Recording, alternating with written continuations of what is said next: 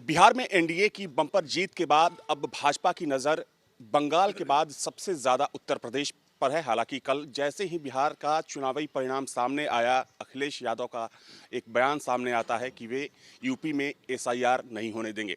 इसी मुद्दे पर बातचीत के लिए इस वक्त मेरे साथ राज्य सरकार के मंत्री दानिश आज़ाद अंसारी जी हैं।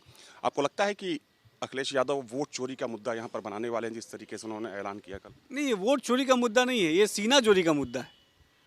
आखिर ये बताइए, एसआईआर के माध्यम से वोटर लिस्ट को फिल्टर करके लोकतांत्रिक ढांचे को, संवैधानिक ढांचे को मजबूत करने का काम अगर हो रहा है, अगर निष्पक्ष और पारदर्शी चुनाव होगा तो ये लोकतंत्र के स्तंभ को और मजबूत करेगा। निष्पक्ष और पारदर्शी चुनाव होगा तो लोकतंत्र की खूबसूरती को और बढ़ाएगा। तो आखिर समाजवादी पार्टी के नेता, विपक्ष के कोई भी नेता निष्पक्ष चुनाव करने से क्यों डर रहे हैं? निष्पक्ष चुनाव अगर होगा, पारदर्शी चुनाव होगा, फेयर इलेक्शन होगा, तो हमारे लोकतंत्र के मजबूती के लिए बहुत सार्थक है। और एसआईआर का मकसद है कि हम वोटर लिस्ट को प्रॉपर फिल्टर करें, और एसआईआर इससे पहले भी 2003 में हुआ है। तो आखिर समाजवादी पार्टी के नेता अपनी हार को क्यों नहीं स्वीकार कर रहे हैं? वो इस बात को क्यों नहीं स्वीकार कर रहे कि जनता ने एक सिरे से उनको नकार दिया है? जनता के दिलों से समाजवादी पार्टी के प्रति कोई विश्वास नहीं जनता के दिलों में, क्योंकि जब इनके हाथ में सत्ता की चाबी थी तब तो सत्ता की केवल मलाई खाने के लिए इन्होंने सत्ता का इस्तेमाल किया।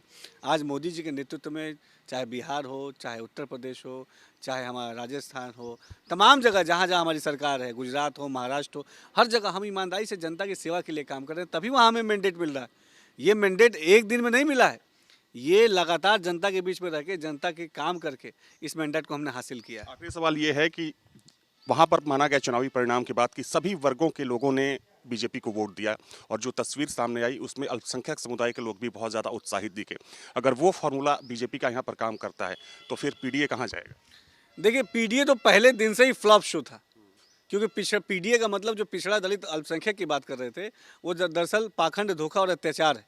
और बिहार की जनता ने जाति, धर्म, मजहब की बेड़ियों को तोड़ते हुए बिहार को विकास की सोच के साथ आगे बढ़ाने का काम किया है। जिस तरीके से बिहार के खास तौर पे पिछड़े पासमानदा मुसलमानों ने आगे बढ़ के प्रधानमंत्री मोदी जी की नीति और नीयत पे अपनी मुहर लगाई है, एनडीए सरकार पे अपनी मुहर लगाई है, ये साफ दर्शाता है, बताता है कि अब मुस्लिम समाज भी आगे बढ़ के विकासवादी सोच पे वोट डाल रहा है।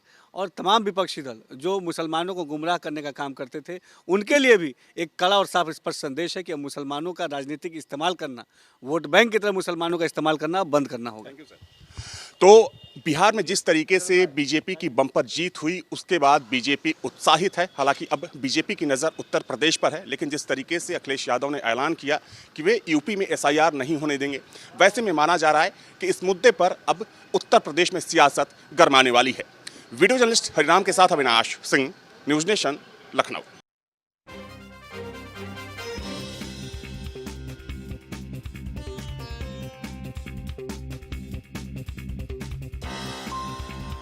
जहाँ भक्ति है हर शब्द में, कथाओं में छुपे हैं दिव्य रहस्य, और ज्योतिष देता है जीवन को दिशा। धर्म से जुड़ी हर बातों को जानने के लिए हमारे चैनल स्तुति को सब्सक्राइब करें। चैनल पर जाने के लिए इस लिंक पर क्लिक करें।